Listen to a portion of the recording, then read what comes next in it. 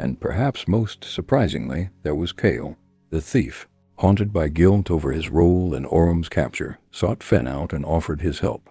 Though Finn was wary at first, he saw the sincerity in Kael's eyes and accepted his aid. Together, this unlikely band of allies began to plot their daring rescue, united by a common goal: to free Aurum and restore the bond between dragon and boy.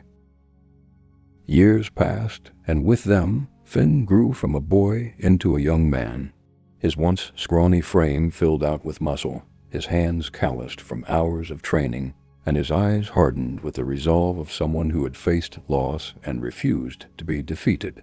Aurum, too, had grown.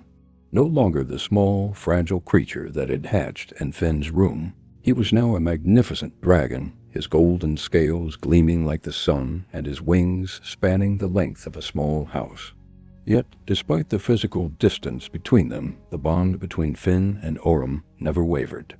Finn could feel Aurum's presence in his heart, a constant, comforting hum that reminded him of what he had lost and what he was fighting to reclaim. It was as if a thread of light connected them, invisible but unbreakable, guiding Finn through the darkest of times. One moonless night, Finn and his allies launched their daring raid on the palace. The plan was risky, bordering on suicidal, but Finn's determination left no room for doubt. Garrick led the charge, his sword flashing as he cut through the palace guards with precision. Lyra's magic flared, countering the spells of the king's mages and disabling the traps that littered their path. Kael, ever the shadow, slipped through the chaos, unlocking doors and creating distractions.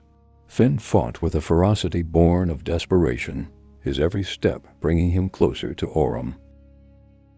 When Finn finally reached the chamber where Aurum was held, his heart ached at the sight. The dragon was chained, his once gleaming scales dulled, and his body weakened from years of captivity.